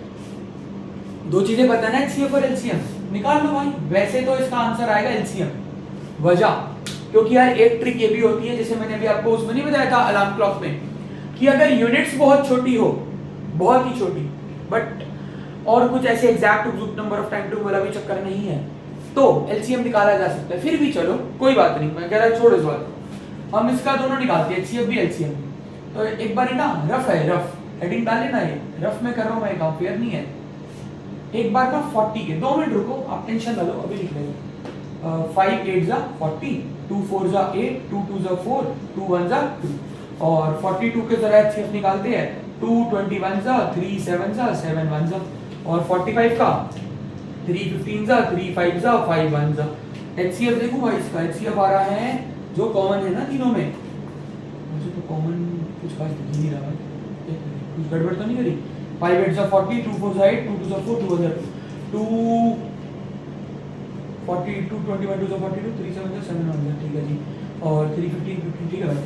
40 के देखना 5 2 2 2 42 के 2 3 7 45 के 3 3 5। भाई साहब कॉमन बताओ मुझे, अब एलसीएम लेना है ना, कॉमन बताओ क्या है। यहाँ 5 है, यहाँ नहीं है, नहीं हो सकता।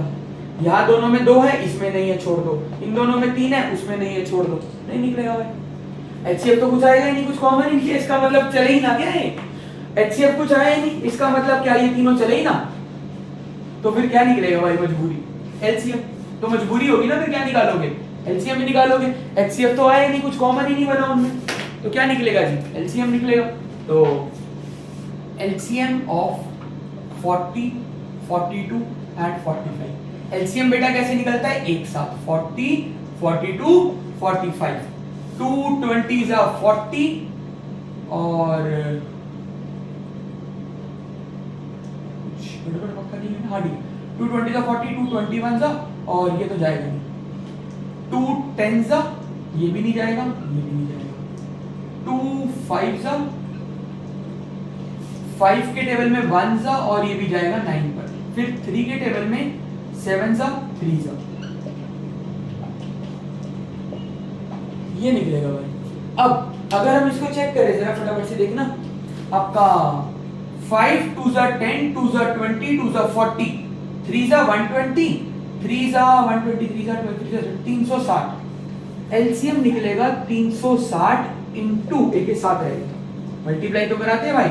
तो 36 को जरा 7 से मल्टीप्लाई करा लो, 7 6 42 7 3 21 22 23 24 25 252 252 और आगे एक जीरो था। 2520 सेंटीमीटर भाई यहाँ पर आ रहा है निकल कर, 2520 सेंटीमीटर कि इन तीनों भाइयों को 2520 सेंटीमीटर चलना चाहिए। एक जो लीस्ट कॉमन मल्टीपल इनका निकल के आ रहा है कि वो उस डिस्टेंस को कवर कर पाए। अच्छा 2520 और आपको लग रहा है यार कि यार कितना ही है 2520, भाई 2520 वैसे आपको लग रहा है कि फॉर एग्जांपल बहुत बड़ी टर्म है, उतनी भी नहीं है यार, सेंटीमीटर ही तो है, मतलब 252 मीटर 250 मीटर तो चलने को कह रहे हैं। और दूसरी बात इतना सोचना है कि वो यार एचसीएफ तो निकले नहीं था, तो एलसीएम में तो निकालते। करो भाई इसको, ये देखो भाई बहुत इंपॉर्टेंट क्वेश्चन ये वाला, 3 बेल या फिर 2-3 ट्रैफिक लाइट एक साथ किस टाइम पर हरी हो जाएंगी, लाल हो जाएंगी, काली पीली हो जाएंगी, या फिर 3 अलार्म क्लॉक्स। ये वाला क्वेश्चन बहुत इंपॉर्टेंट होता है। बेल्स का, बेल अभी बज रही है, एक 6 मिनट बाद बजती है, एक 12 मिनट बाद, एक 18 मिनट बाद, तीनों इकट्ठी कब बजेंगी, 3 अलार्म क्लॉक्स कब इकट्ठी बजेंगी, 2 अलार्म क्लॉक्स, या फिर 3 लाइट्स अलग अलग चौकों की अपना एक साथ ग्रीन कब दिखाएंगे, एक साथ रेड कब दिखाएंगे। 3 क्वेश्चन मैंने जो आपको रफली बोले ना, बहुत इंपॉर्टेंट है। और अलार्म क्लॉक्स वाले क्वेश्चनों में निकलता है एलसीएम, अभी आपको ट्रिक में भी लिखवाएगा। क्या है भाई, एक 6 मिनट बाद बजती है, एक 12 एक 18, एलसीएम निकालो 6 12 18। ये तो वैसे एमसीक्यू था, सीधा 6 का टेबल 1 2 3, 2 का टेबल 1 1 3, 3 का टेबल 1 1 1, इन्हें मल्टीप्लाई कर दो एलसीएम आ जाएगा 3 2 6 6 36, एलसीएम आएगा 36 मिनट। अब पहले ये बजी थी 6 बजे 6 AM पे, 36 मिनट बाद दोबारा बजेंगी। भाई साहब 6 बजने के बाद 36 मिनट, 6:36 PM होगा कि AM ही होगा, तो 6:36 AM is the right answer. भाई काफी है, मजाक से हट के बता रहा हूँ, काफी है इतने वर्ड प्रॉब्लम्स ना। तो इसमें ऑलमोस्ट हर तरह के कंसेप्ट वाला वर्ड प्रॉब्लम जो था वो कवर हो गया है। हाँ कुछ केस स्टडी बेस्ड बड़े वाले जो है वो बाद में कभी करेंगे। तो ये काफी है, सारे कंसेप्ट्स वाले वर्ड प्रॉब्लम जिसमें कवर हो गए हैं। इसके बाद फिर हम आगे रैशनल की तरफ चलेंगे।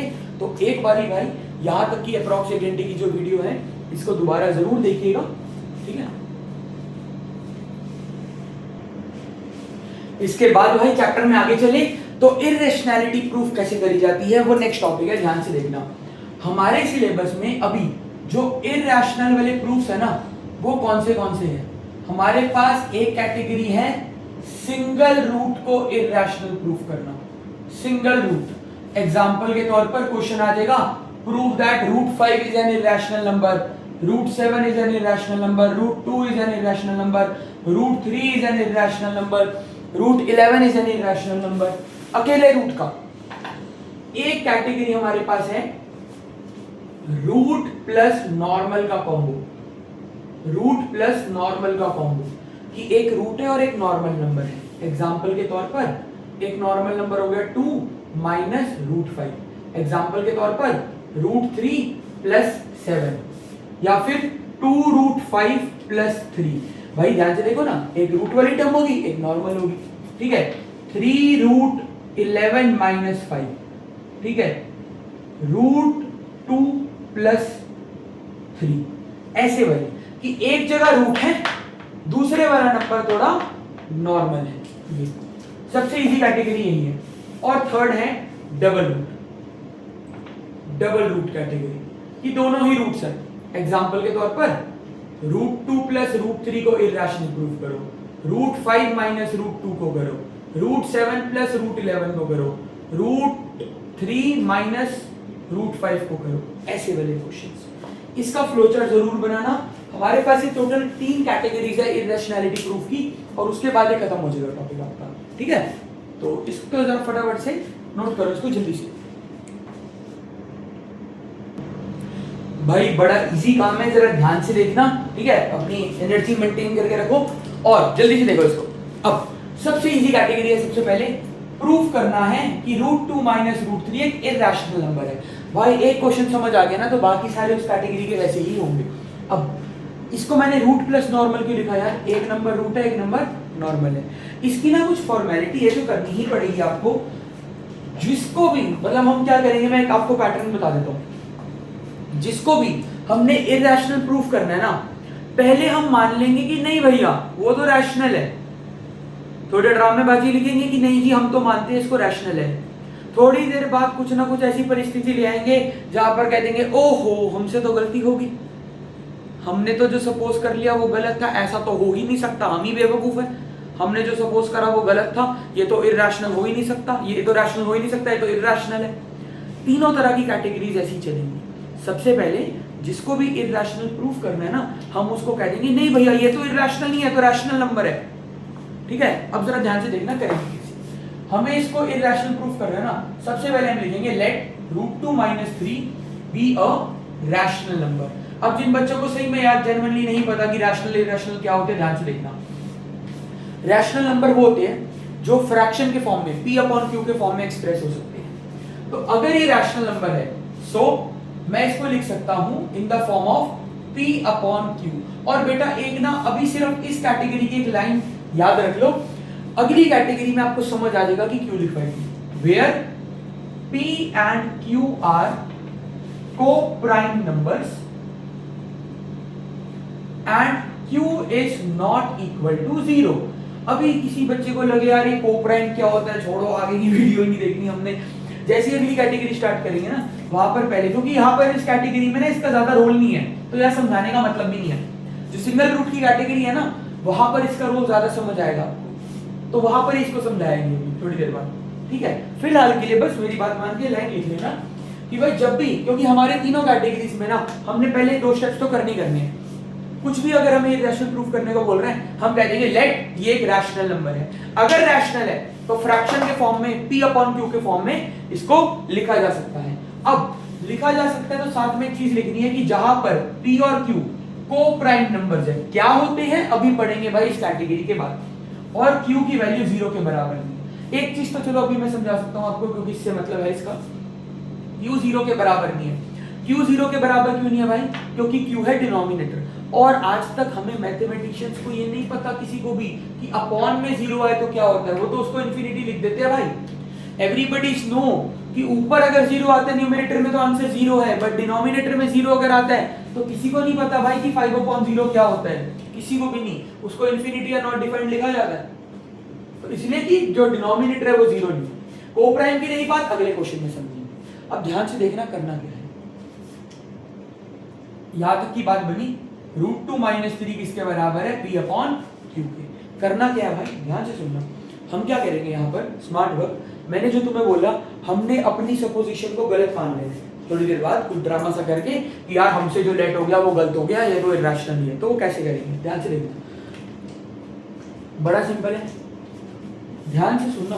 रूट एक तरफ रखो, नॉर्मल एक तरफ रखो। जैसे जब लीनियर इक्वेशन चैप्टर आप करते हो, ऑफलाइन वाले बच्चों ने तो कर लिया ना, वहां पर क्या सुना था कि लाइक टर्म्स कंबाइन करो, एक्स और वाई के वेरिएबल्स एक तरफ रखो, नंबर एक तरफ रख दो कल्ले वाला। इसी तरीके से यहां पर ध्यान से सुनो, क्या करना है, रूट एक तरफ, नॉर्मल एक तरफ। यार ये रूट है, इसको पड़े रहने दो, ये नॉर्मल नंबर को इधर से हटा दो, नॉर्मल नंबर को हटा दो, √2 पड़े रहने दो, वहां p/q रहने दो, ये -3 वहां जाके क्या हो जाएगा प्लस, कोई दिक्कत।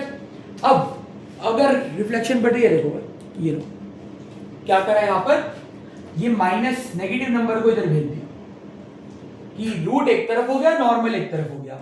यहां 3 के नीचे कुछ नहीं है तो क्या है 1। क्या करेंगे यहां पर जी, एलसीएम करेंगे, यहां √2 पड़े रहने दो, q और 1 का एलसीएम क्या आएगा q, ठीक है। अब भाई आपको अपने जिस भी तरीके से एलसीएम आता हो आप कर सकते हो। जो बच्चे अपना वो सस्ता लॉजिक लगाते हैं क्रॉस मल्टीप्लाई वाला कि 1 × pp प्लस q × 3 3q, वो भी ठीक है भाई। अगर आपको प्रॉपर कंसेप्ट पता है कि q के टेबल में q 1 पे आता है, 1 × ऊपर वाला p बनेगा, प्लस 1 के टेबल में q पर ही आएगा, और q × 3 3q, बस इतना सा लिखेंगे, बस काफी है भाई, हो गया काम। यहां तक क्वेश्चन मेन जो है वो हो गया, बस इतनी सी बात। इसके बाद मैं क्या कहूंगा, मैं कहूंगा यार रूट तो इरैशनल होता है, ठीक है। इसके बाद मैं लिख दूंगा कि √2 तो एक इरैशनल नंबर है, और इसमें कहीं पर भी रूट नहीं आया। मैं मानता हूं आपके लिए वर्ड्स गंदे हैं कि p आ गया, q आ गया, ये वो आ गया, लेकिन जितना मर्जी गंदा हो रूट तो नहीं है, ना p रूट है, ना 3q रूट है, ना कल्ला q रूट है, रूट तो नहीं है ना। तो सिंपली हम कह देंगे कि यार ये तो एक इरैशनल नंबर है और ये एक रैशनल नंबर है। एक रैशनल और एक इरैशनल बराबर कैसे हो सकते हैं, तो इसका बीच में इक्वल टू डाल रखा है ना तुमने, तो बराबर कैसे हो सकते हैं भाई ये, तो हमारी सपोजिशन गलत थी, मतलब ये इरैशनल है। ध्यान से देखो, इतना करने के बाद मैं सिंपली लिख दूंगा √2 is an irrational number.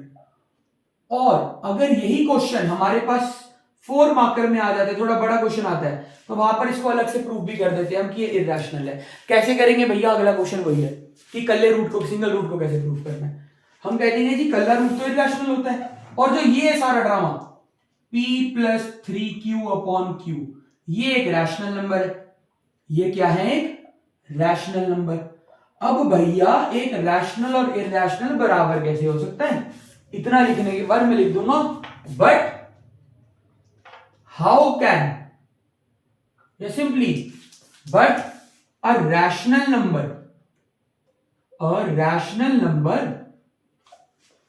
can never be equal to, a rational number can never be equal to an irrational number। एक रैशनल नंबर इरैशनल नंबर के बराबर हो ही नहीं सकता। तो ये जो लिखा था ना तुमने √2 is equal to p + 3q/q, इसको मैं दोबारा लिखूंगा, √2 is not equal to p + 3q/q, कि भाई ऐसा नहीं है, रैशनल और इरैशनल बराबर हो ही नहीं सकते, फिर फर्क ही क्या रहेगा दोनों में। सो आर सपोजिशन का मतलब हमने जो सपोज करा था, हमने जो लेट करा था वॉज रॉन्ग, हमने जो भी लेट करा था वो गलत था। ये जो नंबर है ना, हमने क्या लेट करा था, ये रैशनल है नहीं, √2 - 3 is an irrational number only, कि ये जी इरैशनल नंबर ही है। बस इतना सा काम। बस एक बार ध्यान से देखो, मैं दोबारा बता देता हूं क्या है, ध्यान से देखो क्वेश्चन क्या है, ध्यान से देखो। √2 - 3 को इरैशनल प्रूफ करना है, ध्यान से देखना। जिसको भी इरैशनल प्रूफ करना है, सबसे पहले मान लो वो एक रैशनल नंबर है, तो हमने लिख दिया कि √2 - 3 बी अ रैशनल नंबर। उसके बाद अगर वो रैशनल है तो वो p/q के फॉर्म में एक्सप्रेस किया जा सकता है, जी कर दिया। और ये लाइन अभी फिलहाल लिखो, अगले क्वेश्चन में समझ आ जाएगी क्यों लिखी है।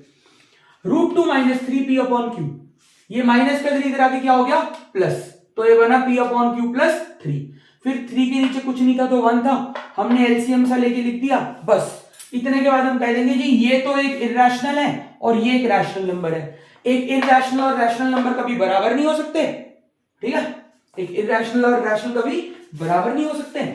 तो यहां पर हमने लिख दिया नॉट इक्वल टू, तो हमारी सपोजिशन क्या थी, गलत, ये एक इरैशनल नंबर ही है। इसी तरीके से भाई करे जाएंगे बाकी भी इस वजह से क्वेश्चंस। एक और मैं शॉर्ट में बता देता हूं, इसको नोट करो। ये पिछले 2 साल से ना ये वाला भी आने लग गया, थोड़ा थोड़ा जान के ऐसे लिखा होता है कि बच्चा कंफ्यूज होता है, कुछ नहीं है यार, है तो रूट और नॉर्मल का कॉम्बो, ये वाली टर्म रूट वाली है, ये नॉर्मल वाली है। तो सिंपल क्या करना है भाई, जरा थोड़ा सा जल्दी स्पीड में देखेंगे इसको। क्या करना है भाई, और जो ऑलरेडी 2x है भाई वो 1x आ जाओ। क्या करना है, let 5√3 - 2 be a rational number. जिसको भी रैशनल प्रूफ करना है, मान लो जी ये रैशनल है। अगर ये रैशनल है तो मैं इसको लिख सकता हूं in the form of P upon Q, और साथ में वो घिसी-पिटी line, where P and Q are को प्राइम नंबर्स, जहां पर P और Q को प्राइम नंबर्स हैं और Q की वैल्यू कुछ भी हो सकती है, बस 0 नहीं है। अब हमारा बन गया 5√3 - 2 is equal to P upon Q। सबसे पहले भाई ये -2 को शिफ्ट करो, -2 इधर आके क्या होएगा, प्लस आपका बनेगा P अपॉन Q प्लस 2, इसके नीचे कुछ नहीं है तो क्या है 1। 5√3 इज इक्वल टू, एलसीएम लोगे फिर से, आपका बनेगा P प्लस 2Q। अब बस ये 5 ही तो फालतू आया ना पिछले में, ये यहां पे जाके डिवाइड हो जाएगा। √3 is equal to P plus 2Q upon, ये 5 बार डिवाइड में जाएगा 5Q, बस इसके आगे आप ही करोगे भाई। यहां पर आने के बाद हम क्या लिख देंगे, ध्यान से सुनना। एक बार आप यहां होगे फिर आप लिख दोगे बट √3 क्या है, √3 is an irrational number, and ये जो भी टर्म है रूट तो नहीं है ना, P plus 2Q upon 5Q is a rational number. How can a rational number and irrational number be equal, या फिर but a rational number can never be equal to an irrational number, therefore our supposition was wrong, it is an irrational number only। ठीक है जी, करो ये 3 questions भी फटाफट note करो, ये आपने होमवर्क में करने हैं।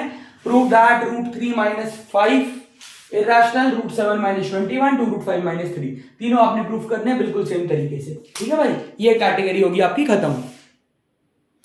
इसके बाद भाई नेक्स्ट देखो, सबसे ज्यादा पेपर में आने वाला सिंगल रूट कैटेगरी। इसमें हम समझ लेंगे कॉम्पोजिट नंबर्स का मतलब क्या होता है। ठीक है, क्वेश्चन कैसा आएगा, मान लो प्रूव दैट कोई भी कल्ला रूट, यार कोई भी, prove that √2 is an irrational number, √2 is an irrational number, ऐसा क्वेश्चन आ गया मान लो हमारे पास। बड़ा सिंपल है, यहां पर हम इररेशनल का मतलब भी सीखेंगे, उसका कॉम्पोजिट का। अब जरा ध्यान से देखना, तुम्हें क्या बताया, जिसको भी आपने इररेशनल प्रूफ करना है, पहले मान लो वो क्या है, एक रैशनल नंबर। तो लेट, वो दो लाइनें तो सेम है, let √2 be a rational number. मान लेते हैं कि वो जो √2 है वो क्या है, एक रैशनल नंबर। बेटा अगर रैशनल नंबर है तो इसको कैसे लिखा जा सकता है, in the form of P upon Q, और where P and Q are को प्राइम नंबर्स, जहां पर P और Q को प्राइम नंबर्स हैं और Q की वैल्यू 0 नहीं है। अब समझते हैं भैया पहले फटाफट से को प्राइम नंबर्स क्या होते हैं।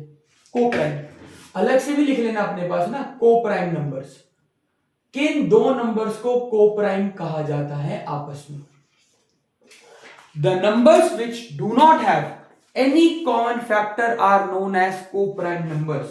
ठीक है, the numbers which do not have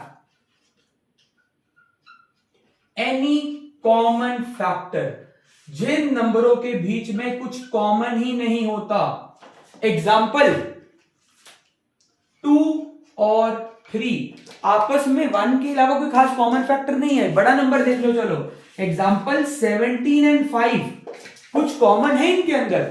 example 23 and 9, कुछ कॉमन नहीं है। एग्जाम्पल 42 एंड फॉर एग्जाम्पल आपका हो गया 5, कोई कॉमन नहीं है इनके अंदर। ऐसे फैक्टर्स, ऐसे नंबर जिनमें कोई कॉमन फैक्टर नहीं होता, तो अलग से उसको लिख लेना अपने पास। ठीक है, अब हम क्या करेंगे भाई, दोबारा सुनना, हमने ये बात लिखी, इसके बाद क्या करना है, यहां पर अलग कैटेगरी है, ध्यान से देखो। अच्छा, माइंडसेट क्या चल रहा है भाई, क्या करूंगा मैं यहां पर, ध्यान से सुनना। अभी अभी मैंने लिख दिया ये कोप्राइम है, मतलब इनमें कुछ कॉमन नहीं है। मैं थोड़ा ड्रामा सा करके कुछ ऐसा ले आऊंगा यहां पर कि इनमें किसी नंबर को ना कॉमन ले आऊंगा। जैसे √2 वाले क्वेश्चन में 2 कॉमन आ जाएगा, √3 वाले क्वेश्चन में 3 कॉमन आ जाएगा, √5 वाले क्वेश्चन में 5 कॉमन आ जाएगा, स्क्वायरिंग करके ना।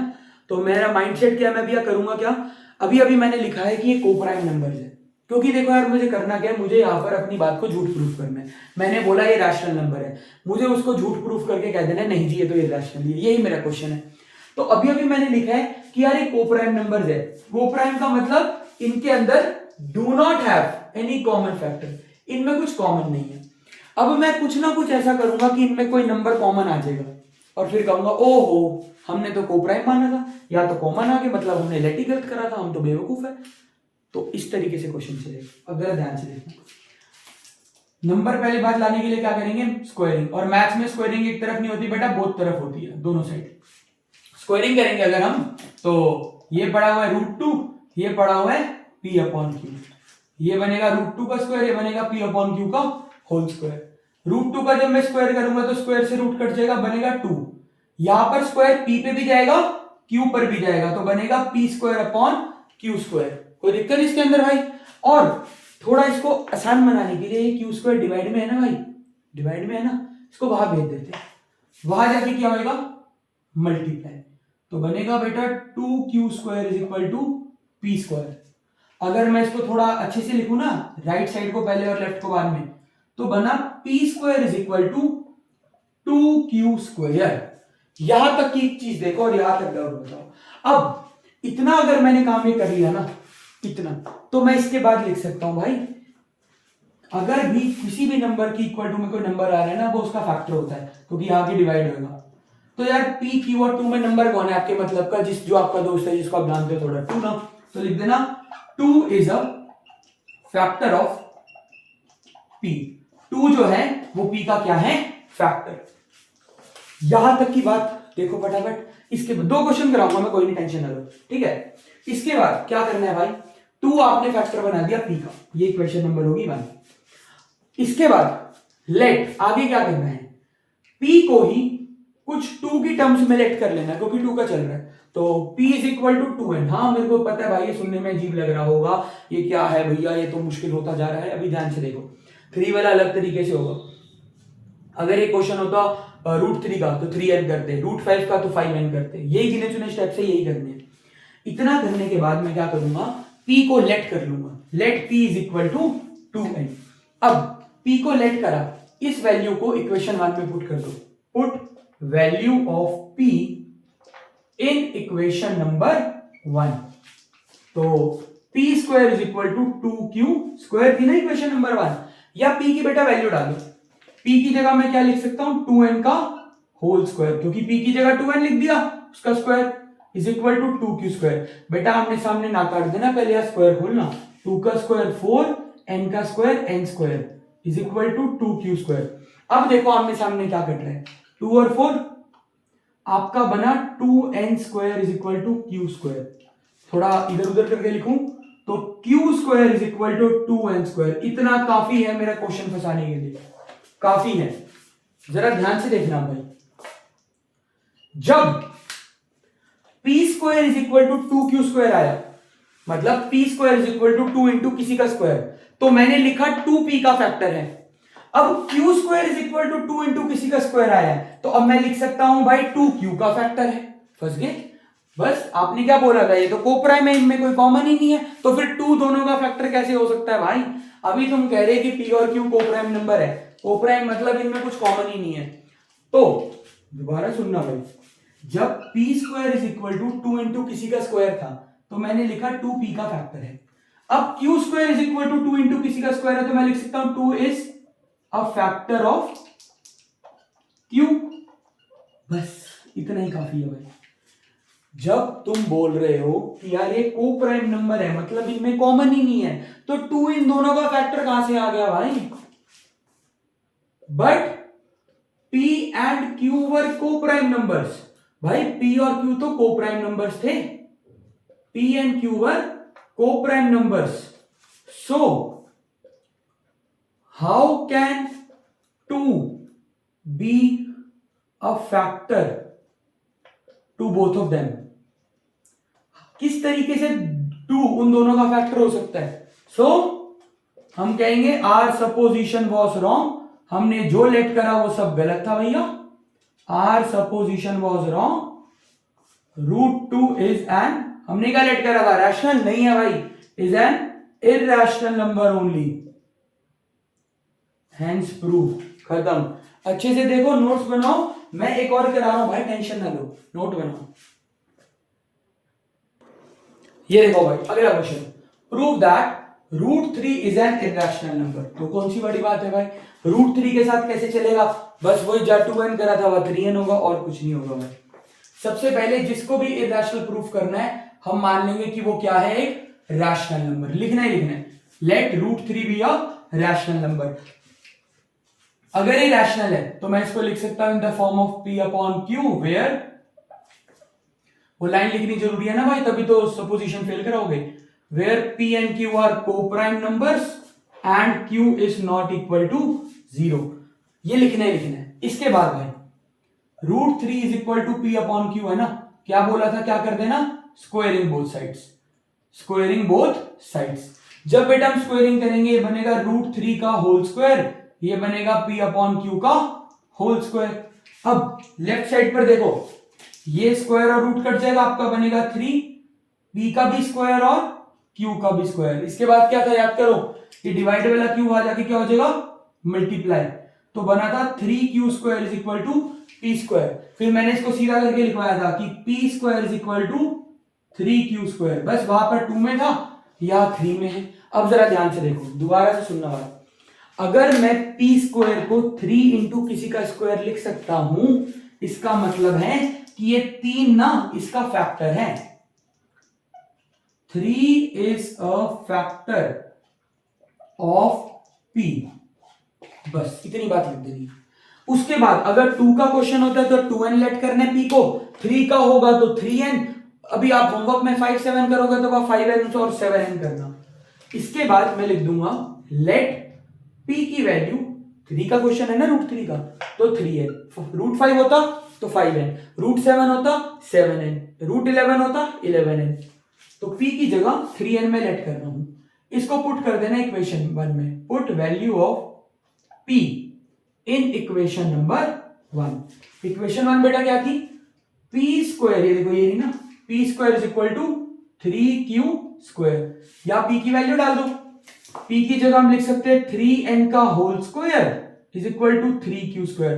बेटा जल्दीबाजी में ना कोई ब्रैकेट लगानी भूल के 3 से 3 काट दिया, नहीं हो पाएगा। फिर 3 का स्क्वायर 9, n का square n square is equal to 3q square, ये कट जाएगा, 3 3 जा 9, आपका बनेगा 3n square is equal to q square. इसको मेक श्योर कि आप सही करके लिखे, q square is equal to 3n square, बस काफी है।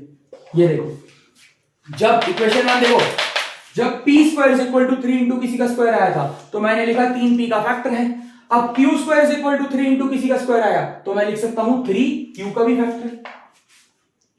3 is a factor of q। अब वही बात देखो भाई, आपने क्या बोला था, ये तो जी कोप्राइम नंबर है, कोप्राइम मतलब इनमें कुछ कॉमन ही नहीं है, simple. But p and q were coprime numbers. भाई p और q तो आपने बोला था कोप्राइम नंबर्स है। कोप्राइम नंबर मतलब जिनमें कोई कॉमन फैक्टर नहीं होता।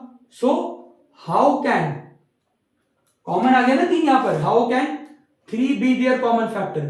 3 किस तरीके से उनका कॉमन फैक्टर हो गया भाई, या वो भी लिख सकते हो पिछली वाली, how can 3 be a factor to both of them.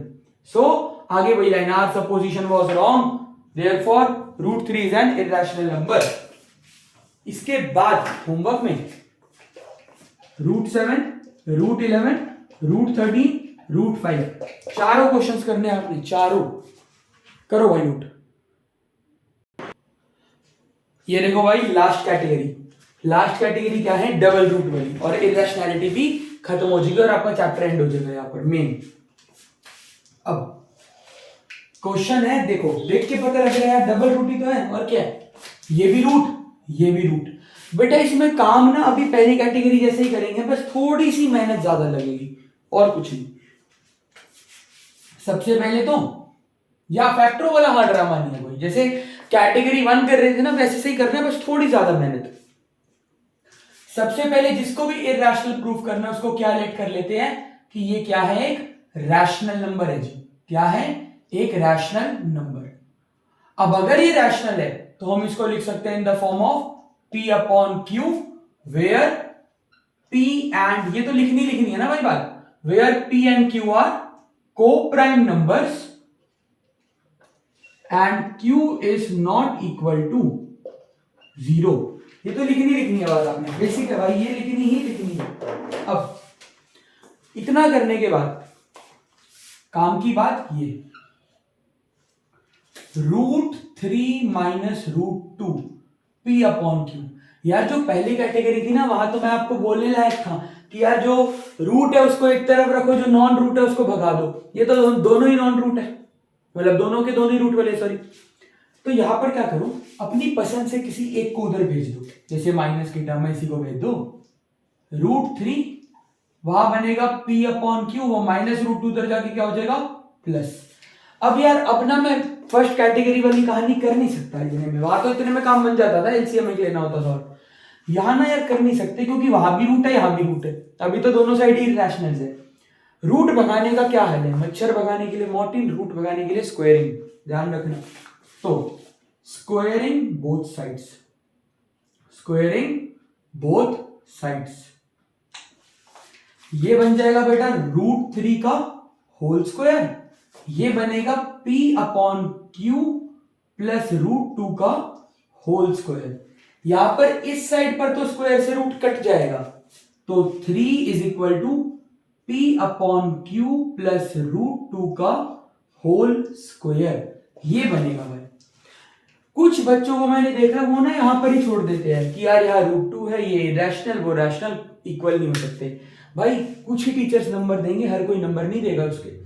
यहां पर थोड़ी मेहनत करनी पड़ेगी आपको, वो क्या है, उस मेहनत में आप यहां पर क्या करोगे, इतना एक बार आपका हो गया ना, अगर इतना एक बार हुआ तो यहां पर आपकी 9th क्लास की एक आइडेंटिटी लगाओगे, ए बीच में प्लस है, बी का होल स्क्वायर लिखोगे यूजिंग आइडेंटिटी, जो 9th क्लास में नहीं सीखी थी चैप्टर 2 में, a प्लस बी का होल स्क्वायर, a का स्क्वायर प्लस b का स्क्वायर प्लस 2ab, ये करोगे भाई तो आपको अच्छे नंबर मिलेंगे यहां पर, अगर ये वाली फॉर्मेलिटी आप करके दिखाओगे प्रॉपर।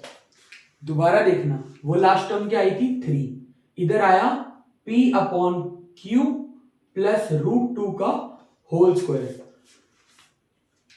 यहां पर हम a प्लस बी का होल स्क्वायर लगाएंगे। अब जिन बच्चों को यार शुरू से प्रॉब्लम आती है ना वो a प्लस बी के होल स्क्वायर में, उनके लिए बेस्ट तरीका क्या होता है, अलग से ना लिख लिया करो, a होगी पहली टर्म क्या है p अपॉन q, b होगी दूसरी टर्म क्या है √2। आइडेंटिटी क्या होती है, आइडेंटिटी होती है भैया a स्क्वायर मतलब p अपॉन q का whole square plus b square मतलब √2 का होल स्क्वायर प्लस 2ab, यानी 2 इंटू a की जगह p अपॉन q और b की जगह √2, ये कर है भाई और कुछ नहीं। आइडेंटिटी लगाई है, तो जिसको प्रॉब्लम है एक बार रिवाइंड करके जरूर देखना। यहां पर स्क्वायर दोनों पे जाएगा, बनेगा p square upon q square, यहां स्क्वायर से रूट कट जाएगा, बनेगा 2। यहां पर टोटल 3 टर्म्स है ना, नंबर को पहले नंबर से मल्टीप्लाई करो, 2 इंटू √2 बनेगा 2√2 p अपॉन q। उसके बाद भाई फिर अब आगे इजी ही है, इसके बाद वही अब एक एक करके ना कोशिश करनी है कि नॉर्मल एक तरफ हो जाए और रूट एक तरफ रह जाए। जैसे कि इस साइड पर मुझे सबसे इंसानों वाली टर्म लगती है ये प्लस का 2, ये इधर आके क्या हो जाएगी -3 - 2 is equal to p square upon q square plus 2√2 p upon q, ये क्या बनेगा 1 is equal to p square upon q square plus 2√2 p upon q। अब क्या करना है भाई, इस साइड पर पड़ा हुआ है रूट, इससे सब कुछ छीन लो, एक एक करके सारी टर्म्स इसकी ना जितनी आ सकती है इधर बुला लो। इस साइड से पहले इस p square upon q square को इधर बुलाएंगे, एलसीएम लेंगे, फिर इस 2 को p को q को सबको भगा देंगे, ताकि उधर आखिरी में सिर्फ एक रूट बच जाए और हम लिखने लायक हो कि जी वो तो इरेशनल नंबर है, रैशनल और इरेशनल बराबर नहीं हो सकते। तो बेटा पहले ना इतना नोट करो, इसको हटाना पड़ेगा, थोड़ा सा नोट करो इतना। हाँ जी भाई, अब जरा ध्यान से देखो, और जिनको उसमें थोड़ी कैलकुलेशन में, जिन लोगों को a प्लस बी का होल स्क्वायर अच्छे से अप्लाई करनी नहीं आती ना, एक बार कृपया करके ये पिछले 4-5 मिनट की वीडियो दोबारा देखना, 2-3 बार, जितनी बार जरूरत लगे। अब एक एक करके क्या करना है भाई, दोबारा सुन लो जो मैंने अभी बोला था। क्या करना है, यहां पर ना मुझे सिर्फ इसको पहले को रखना है, ये √2 को, बाकी सब एक एक करके भगा दूंगा मैं इसके पास। ये p² की टर्म इधर आके क्या होगी, -1 minus p² is equal to, इधर क्या बचा रहेगा, एक 2√2 और एक p/q। इधर ले लेना एलसीएम, एलसीएम आएगा 1 और q² का q², और आपके देसी तरीके से माइनस माइनस करके एलसीएम लेके ये बनेगा। इधर बचा हुआ है 2√2 p/q। आमने सामने सेम चीज कटती है, डिनोमिनेटर देखो, एक एक q² और एक एक q कट गया, आपका बना q² minus p²/q is equal to 2√2p। क्या बोला था आपको, √2 को रखना है, बाकी सबको भगाना है, इसको रहने दो। ये जो 2p है, अगला स्टेप देखो चलो, q² माइनस p²/q, ये क्या है 2p और एक है √2। ये 2p वाली टर्म भी मल्टीप्लाई की यहां की क्या हो जाएगी, डिवाइड, आप पे बचेगा q² माइनस p²/, ये 2p या q के पास आएंगे तो बनेगा 2pq इज इक्वल टू √2। बस अब हम लिखने लायक हो जाएंगे, हम कहेंगे भाई इस पूरे के अंदर गंदी गंदी टर्म्स है, q² p² pq, but root नहीं है, तो ये क्या है, रैशनल। इसमें क्या आ रखा है बेटा, रूट, ये क्या है, अभी प्रूफ भी करा था, इरैशनल। इसके बाद वही कहानी लिख देंगे, वही कहानी, but a rational number can never be equal, a rational number can never be equal to an irrational number। एक रैशनल नंबर कभी भी इरैशनल नंबर के बराबर नहीं हो सकता। सो आर सपोजिशन वॉज रॉन्ग। हमने जो लेट करा था √3 माइनस √2, ये एक इरैशनल नंबर ही है। हाँ, एक आप पे बेनिफिट है भाई, अक्सर स्कूल वाले ना इस कैटेगरी को कम देते हैं, बट वो ही बात है यार कि काफी टाइम से ना कैटेगरी जो है थोड़ी वो अंडरडॉग चल रही है, दबी चल रही है, आने लगी ना तो फिर इकट्ठे आएगी कई सालों तक लगातार। तो इग्नोर नहीं करना इस कैटेगरी को, क्वेश्चन इसका जरूर करना है, हर साल करते हैं, देखने को कम मिलता है, बट फिर भी करना इसको जरूर है। इसके बाद एक बार इसको अच्छे से देखकर आप अपना √2 प्लस √3, √5 माइनस √3, √7 प्लस √11, ये 3 क्वेश्चंस और भी ट्राई करेंगे, ठीक है। तो भाई दैट वाज ऑल। हाँ, इसके अंदर कुछ देखो, जितने क्वेश्चन इंपॉर्टेंट मैंने बोले थे, जो वर्ड प्रॉब्लम्स करवाए हैं ना, वो सारे ही इंपॉर्टेंट है।